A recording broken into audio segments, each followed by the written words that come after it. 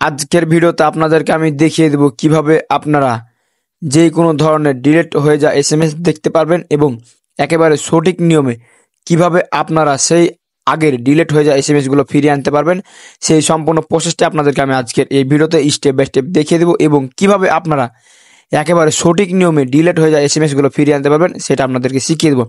So অনেক সময় দেখা যায় আমাদের আশেপাশে বন্ধুবান্ধব এবং আদার যেসব ব্যক্তিগুলো আছে তারা কিন্তু আমাদেরকে মেসেঞ্জার, ইমো, হোয়াটসঅ্যাপ, আদার যেসব সোশ্যাল মিডিয়া অ্যাকাউন্ট আছে সেগুলো কিন্তু হুটহাট করে এসএমএস দেয় এবং সাথে সাথে কিন্তু সেই এসএমএসগুলো রিমুভ করে যায়, যার কারণে কিন্তু আমরা দেখতে পাই না যে আসলে সেই ব্যক্তি বা সেই বন্ধু বা সেই লোকটি আমাকে আসলে কি এসএমএস দিয়েছিল।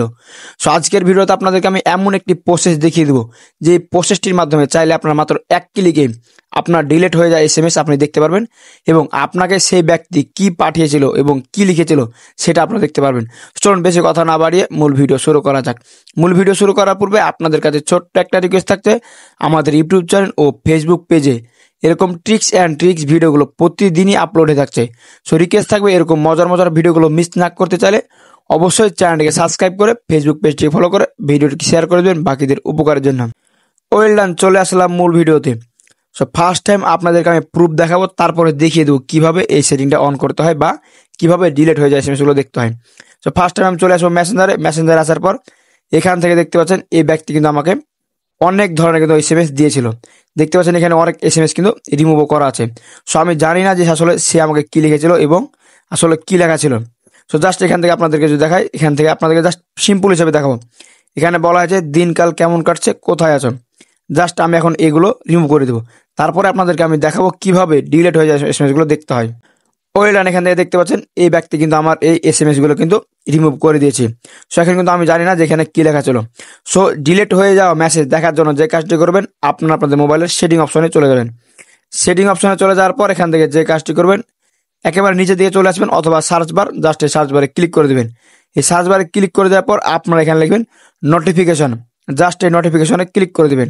নোটিফিকেশনে ক্লিক করে দেওয়ার পর এখানে আপনারা দেখতে পাবেন অ্যাডভান্স সেটিং, জাস্ট এটার উপর ট্যাপ করে দেবেন।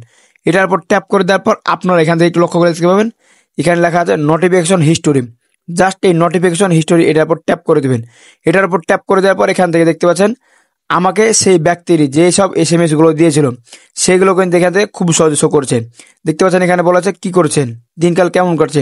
সো আপনাদের কিন্তু আমি ফার্স্ট টাইম দেখালাম এই এসএমএস গুলো কিন্তু মূলত আমাকে দিয়েছিল, বাট এখান থেকে আপনাদের আমি দেখাই তাহলে এখান থেকে দেখতে পাচ্ছেন এই ব্যক্তি কিন্তু এই এসএমএস গুলো কিন্তু রিমুভ করে দিয়েছে।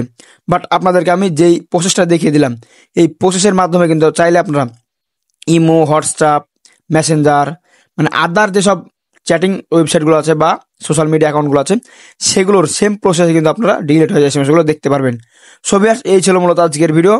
ভিডিওটি কেমন লাগলো অবশ্যই মতামত কমেন্ট বক্সে জানাবেন, আর ভিডিওটা দেখে একটু উপকারী মনে থাকলে অবশ্যই ভিডিওতে লাইক দিয়ে চ্যানেলকে সাবস্ক্রাইব করে আমাদের সাথে থাকবেন। দেখা হবে সামনে নতুন একটি মজাদার ইন্টারেস্টিং ভিডিও। ভালো থাকবেন, আল্লাহ হাফেজ।